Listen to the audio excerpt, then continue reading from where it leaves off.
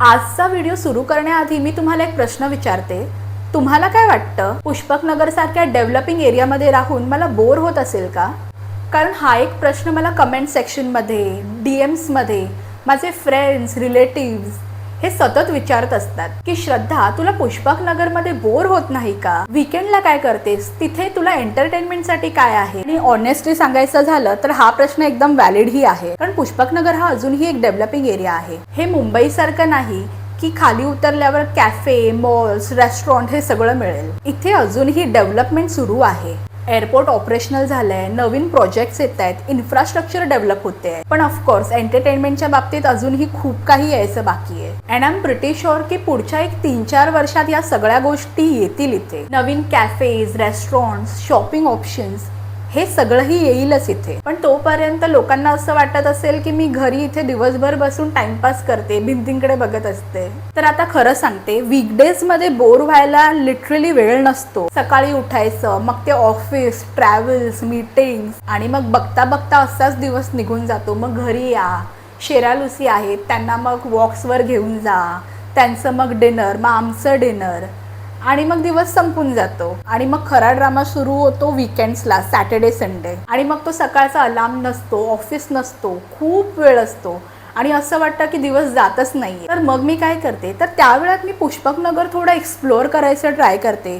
कारण मला असं वाटतं की अजूनही इथे खूप साऱ्या गोष्टी आहेत ज्या मी पाहिल्या नाही आहेत आणि अजूनही काही गोष्टी आपण पाहू शकतो. फॉर एक्झाम्पल, मला लास्ट वीकमध्ये स्वामींचं मठ दिसलं आणि ऑन द वे जाताना 1-2 रिसॉर्ट्सही दिसलेत. म्हणजे मोठे नव्हते ते, फार लहानच होते आणि स्विमिंग पूलमध्ये काही फॅमिलीज वगैरे मी पाहिल्यात तिथे. स्पोर्ट्स कॉम्प्लेक्स दिसला आणि बऱ्याच काही शांत पीसफुल जागा आहेत जिथे जाऊन वेळ घालवता येतो. आणि मग अगदीच खूपच कंटाळा आला तर मी गाडी घेऊन 1-2 अशा राऊंड्स मारून येते. नवीन काही दिसतंय का, काही सुरू झालंय का. पण मग दर वीकेंडला बाहेर जाण्याची माझी नेहमी अशी इच्छा नसते. काही वेळा मला घरीच टाइमपास करायला आवडतो. आणि मग सुरू होतो माझा बिंज वॉचिंग. मग त्यात ते नेटफ्लिक्स आलं, प्राईम आला, जिओ हॉटस्टार आलं, त्यावर नवीन ना नवीन काही ना काही वेब सिरीज चालूच असतात. आणि एंड ऑफ द डेला असं वाटतं की आज काय असं स्पेशल नाही केलं किंवा प्रोडक्टिव्ह नाही केलं. हा पण एक एपिसोड बघूया, 2 एपिसोड बघूया असं म्हणता म्हणता मी अख्खी वेब सिरीज संपवून टाकते. ती एक माझी प्रोडक्टिव्हिटी असते.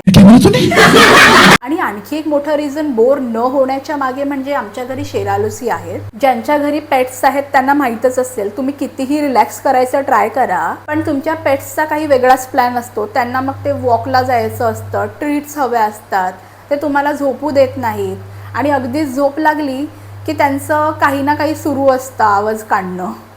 आणि ह्या सगळ्या गोष्टी ते नेहमी अटेन्शनसाठी करत असतात. आणि मग कधी कधी असं वाटतं मी त्यांची ओनर नाही तर मीच त्यांची एम्प्लॉई आहे.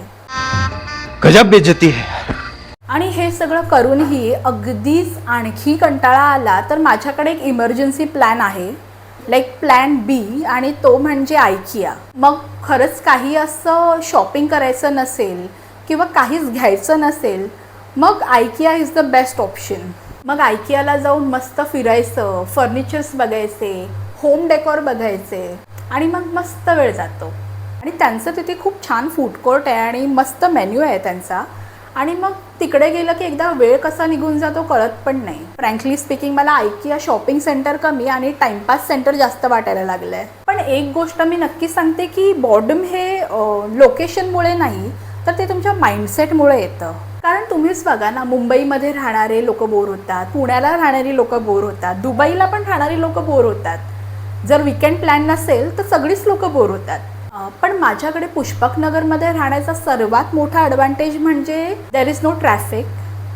खूप पीस आहे इथे, नॉईज कमी आहे, रश कमी आहे आणि ऑनेस्टली स्पीकिंग मला ही शांतता आता आवडू लागली आहे. की तिथे एंटरटेनमेंट ऑप्शन्स यायचे बाकी आहेत अजून, पण आय एम शुअर ते येत्या काही 3-4 वर्षात येतीलच. पण तोपर्यंत मला हे पीस खूप आनंद देतं. तर आता फायनल आन्सर, पुष्पक नगरमध्ये मला बोर होतं का? तर होतं मला कधी कधी बोर. पण इतकंही नाही की मला इथे राहायला आवडणार नाही. मला आवडतं इथे राहायला. रोज काही ना काही डेव्हलप होत असतं. आता मी ऑब्व्हियसली बिल्डिंगचं किंवा त्या कन्स्ट्रक्शनचं नाव घेणार नाही, पण आमच्यासमोर एका बिल्डिंगचं कन्स्ट्रक्शन होतं आहे. ते म्हणजे दिसून येतं की तिकडे कसे ते 4-5 त्यांचे एम्प्लॉईज काम करत असतात. म्हणजे त्यांना ते सेफ्टी किट दिलेलं असतं आणि त्यांचा तो लंच ब्रेक झाला की कसे ते सेफ्टी किट ते तिकडेच सोडून जातात. आणि असं वाटतं की दिवसभर टाईमपासच करतायत ते, बट ऑब्व्हियसली ते त्यांचं काम करतायत. पण कधी कधी या छोट्या मोठ्या गोष्टी ऑब्झर्व करायला आवडतात मला. आणि तुम्हाला एक सांगते, माझ्या लिव्हिंग रूममधून खूप छान माउंटेन्स दिसतात. पण अजूनही मला इतका वेळ नाही मिळाला आहे की मी बसून तो व्ह्यू एन्जॉय करेन. कारण मला नेहमी असं वाटतं की हा व्ह्यू तसाच राहणार आहे, ते माउंटेन्स तसेच राहणार आहेत, मग काय वेळ काढायचा त्यात, ते काय दिसणारच आहे. तसं आमच्या बिल्डिंगमध्ये जिम सुरू झालं आहे, पण आणखीन ज्या आपल्या ॲम्युनिटीज असतात त्या सुरू व्हायला 2 हफ्ते तरी जातील असं तरी सोसायटी ग्रुपवर आलं आहे. Now let's see, finger crossed. मी खूप एक्सायटेड आहे त्या ॲम्युनिटीज जेव्हा सुरू होतील त्या यूज करायला. एकदा त्या सुरू झाल्यात तर आय एम शुअर मला तितकंही बोर होणार नाही. हां, त्यामुळे जर तुम्हीही पुष्पकनगरमध्ये शिफ्ट होणार असाल आणि तुमच्या सोसायटीमध्ये बिल्डिंगमध्ये जर ॲम्युनिटीज असतील तर तुम्ही सॉर्टेड आहात, म्हणजे तुम्हाला असं बोर होणार नाही. आता तुम्ही सांगा, तुम्ही जर पुष्पकनगरमध्ये राहत असाल तर तुम्ही विकेंडला काय करता? तुमच्याकडे काही विकेंड्समध्ये एक्सप्लोअर करण्यासारखे प्लेसेस असतील इथे तर कमेंट सेक्शनमध्ये नक्कीच सांगा. कदाचित माझ्या येणाऱ्या विकेंडचा प्लॅन तुमच्या कमेंट सेक्शनमुळे सॉर्ट होऊन जाईल.